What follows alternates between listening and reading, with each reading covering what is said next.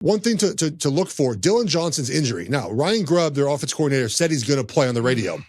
And he's been beat up most weeks now for the last 6. He was limping against Oregon State, against Washington State. And if he doesn't play, it's a big deal because after they played Oregon the first time, that's October 14th, the next couple of games, teams went, we're just dropping into zone coverage.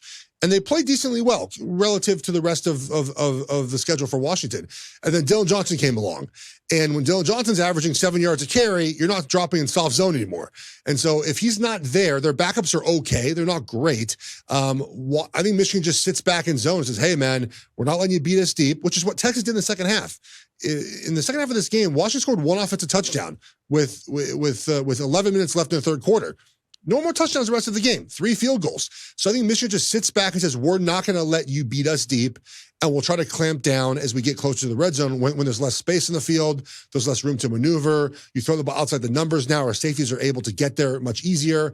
And so, again, it's a game where we have contrasting styles, and we'll see which style wins out. But Washington just continues to win these games. Which You're kidding and saying it in jest a little bit on the 95-5 as a 50-50 ball, but they caught 19 of 20 passes. I know, but is that something that is regress at some point that is ultimately not going to happen? Is it Penix and him putting the ball in a catchable spot? Is it the receivers making great plays that maybe won't continue? I know you're kind of kidding with it when you say 95-5.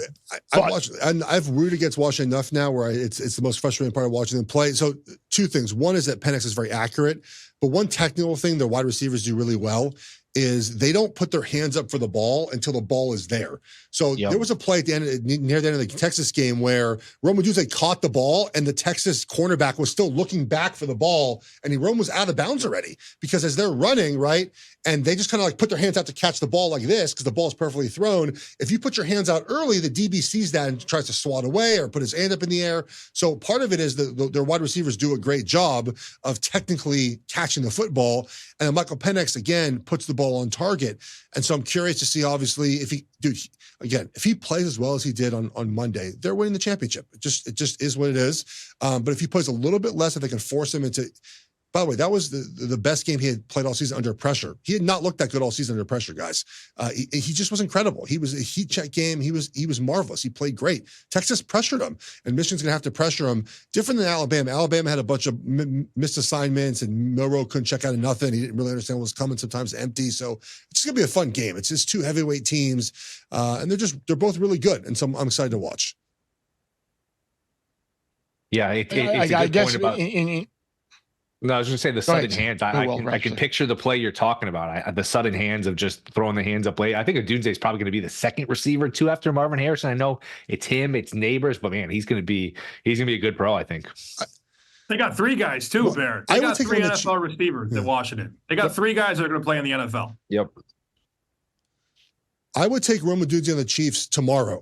If the Chiefs could sign him after the game on Monday to play in the playoffs, they'd be the favorite in the AFC. They need one wide receiver, and Rome Odunze would do it. But Rome and McMillan and Polk, McMillan being healthy is a huge deal for them. And Penix is healthy too, which I think he wasn't down the stretch. So a lot of things going in Washington's favor. It'd be a lot of fun to watch and see kind of, if contrasting styles and who wins out.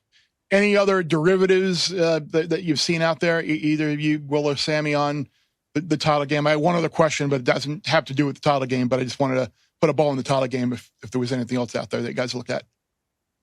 No, I'd probably look at Corum over rushing yards. You always have to play it out in terms of how you think the game's going to go. And I think, like I said, Michigan's going to dominate with the running game. So maybe over Corum rushing yards. I think it's 102.5 in that range.